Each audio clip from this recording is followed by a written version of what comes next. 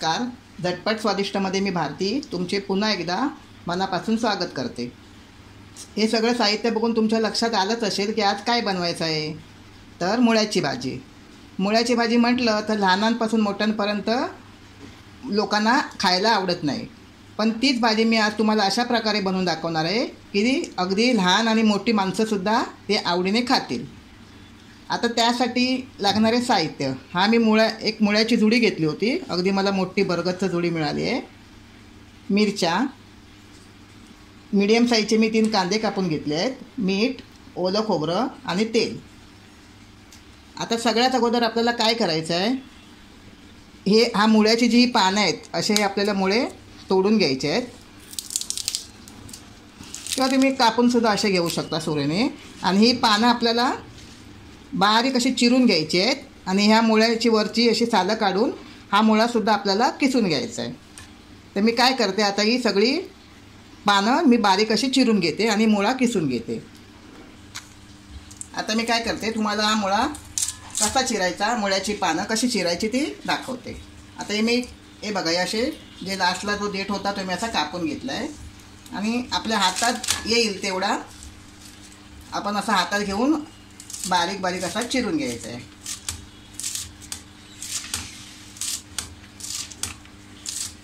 अगदी मोजक्याच साहित्यात होणारी भाजी आहे.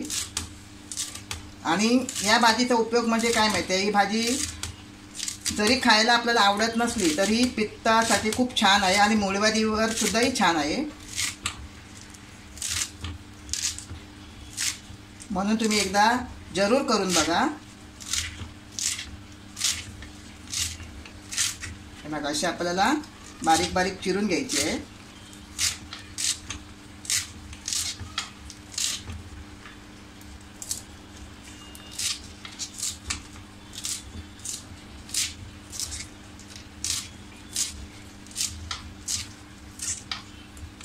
मी अशाच प्रकारे सगळा जो माझ्याकडे मुळ्याचा पाला आहे तो मी चिरून घेते. हे बघा, आता आपली ही मुळ्याची पानं अशी छान अशी चिरून झाली आहेत. आता आपल्याला मुळासुद्धा किसायचा आहे, पण किसण्याच्या अगोदर आपल्याला थोडे वरती सालं काढून घ्यायचे आहेत. हे बघा अशी.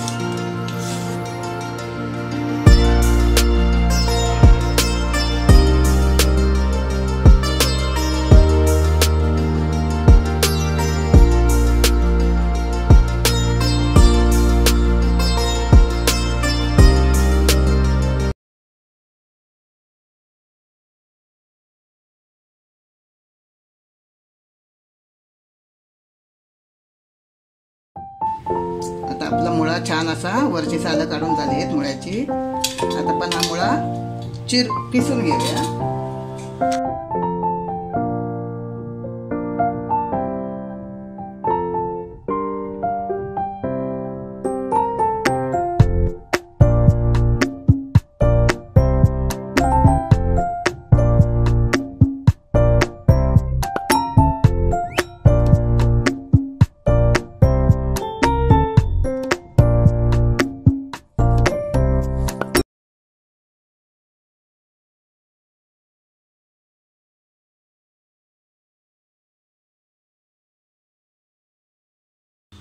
हे बघा, आता आपला मुळासुद्धा छान असा किसून झाला आहे.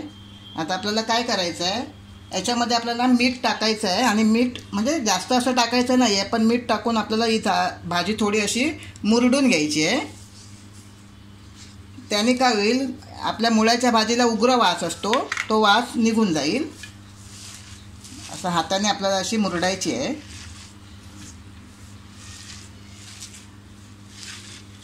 आणि मग त्याने आपल्याला हे मीठ सोडल्याने आपली भाजीला पाणी सुटेल. आणि नंतर आपल्याला ती 5 मिनटं अशी ठेवून स्वच्छ पाण्याने धुवून घ्यायची आहे. एका चाळणीत घेऊन धुतलात तरी चालेल. मी चाळणीमध्ये घेऊन धुणार आहे. असं मीठ लावून आपण तिला, आता बघा भाजी आता अगदी ताटभर होती पण ती आळली. मीठ लावल्यामुळे ती पूर्णपणे आळली.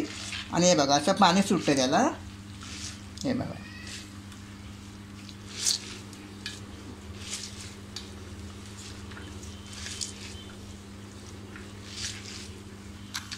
फक्त आता आपण 5 मिनटं हिला अशीच ठेवूया. आणि 5 मिनटानंतर आपण तिला धुवून फोडणीला घालूया. बघा आता आपल्या भाजीला मीठ लावल्यानंतर 5 मिनटं झाली आहेत. बघा कसं पाणी सुटलं आहे. हे बघा,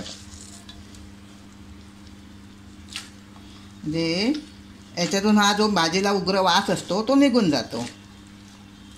आता आपल्याला हिला एका चाळणीत घेऊन स्वच्छ धुवून घ्यायची आहे. मी आता ती धुवून घेते. हे बघा, आता ही आपली भाजी छान अशी धुवून झाली आहे. आता आपण ही भाजी फोडणीला घालूया. मी कढई तापत ठेवली आहे. पालेभाजी करताना काय करायचं, आपण अशाच कढया घ्यायच्या जाडबुडाच्या, म्हणजे आणि आपल्याला कशी ती वाफेवर शिजवायची असते ना, म्हणून जाडबुडाची कढई घ्यायची किंवा कोणत्याही जाडबुडाचं आपण एखादं भांडं घ्यायचं. मी थोडं आता तेल टाकते. आणि पालेभाज्यांना काय असतं, मुळातच मालवणी पद्धतीची मी मुळाची भाजी बनवते आणि त्यासाठी आम्हाला कसं मोजक्या साहित्यात आम्ही ती भाजी बनवतो. आणि सगळ्यात महत्त्वाचं म्हणजे कसं, ह्यासाठी खोबरं आणि कांदा, ओलं खोबरं आणि कांदा हे भरपूर लागतं. आणि ते जर आपण व्यवस्थित प्रमाणात हातचं सोडून टाकलात तर नक्कीच तुम्हाला ती भाजी खायला चविष्ट लागेल.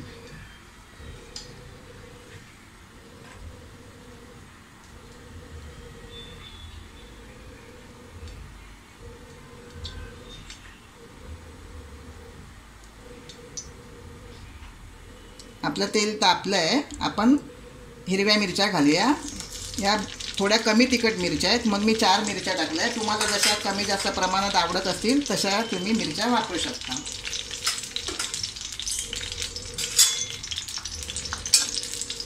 थोडं आपण परतून घेऊया. आपल्या मिरच्या थोड्या परतून झाल्या आहेत. आता आपल्या याच्यामध्ये कांदा घालायचा आहे.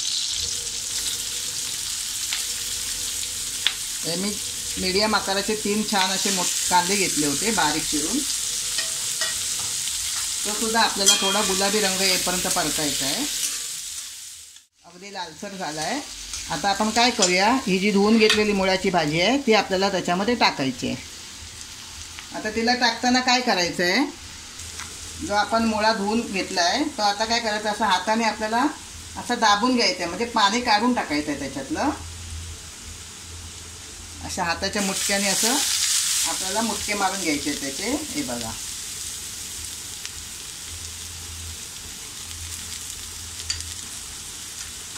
मी सांगितल्याप्रमाणे तुम्ही जर माझी भाजी बनवलात तर तुमका नक्कीच ही भाजी आवडतली. अगदी तुमची लहान पोरासुद्धा ही भाजी आवडीने आणि मोठी माणसासुद्धा अगदी आवडीनेच खातली.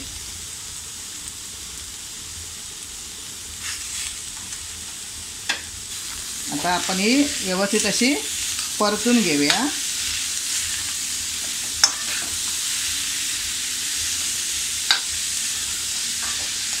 आपण याच्यामध्ये थोडं चवीनुसार मीठ टाकूया.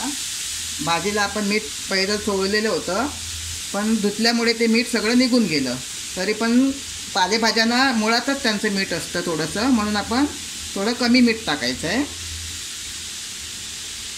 हे सुद्धा आपण असं व्यवस्थित मीठ ढवळून घेऊया.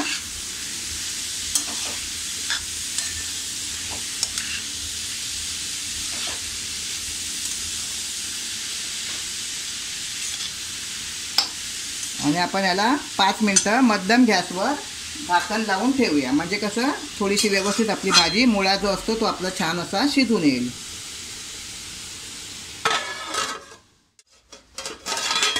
हे बघा, आता मी 10 मिनटं ठेवले. तुम्हाला मी 5 मिनटं बोलले होते, पण 5 मिनटात तशी मला वाटली नाही अगदी शिजल्यासारखी. काय असतं, मुळासुद्धा आपण किसून घेतला आहे आणि मुळ्याची पानंसुद्धा आपण छान अशी बारीक चिरून घेतली आहे, त्यामुळे ही भाजी लवकरच शिजते. अगदी दुसऱ्या भाज्यांपेक्षाही थोड्या कमी वेळातच शिजते. आता ही आपली भाजी शिजली आहे आणि छान झाली एकदम. आता आपण याच्यामध्ये शेवटचं जे आहे ओलं खोबरं ते आपण टाकूया. ओलं खोबरंसुद्धा आपल्याला व्यवस्थित असं टाकायचं आहे, कारण ओलं खोबरं टाकल्यानंतरच त्याला छान अशी चव येणार आहे.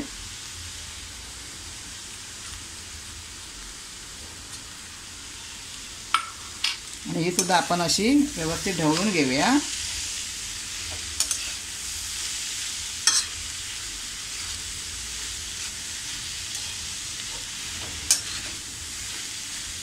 गॅस मी बारीकच ठेवला आहे. बारीक गॅसवरच आपण छान परतायचं आहे.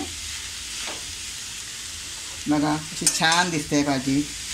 आता ही आपली भाजी खाण्यासाठी तयार. आता मी तुम्हाला एका प्लेटमध्ये काढून दाखवते. तर छान दिसते भाजी, हिरवं आणि पांढरं कॉम्बिनेशन किती सुंदर आहे की नाही. आता मी तुम्हाला ही डिशमध्ये अशी काढून दाखवते.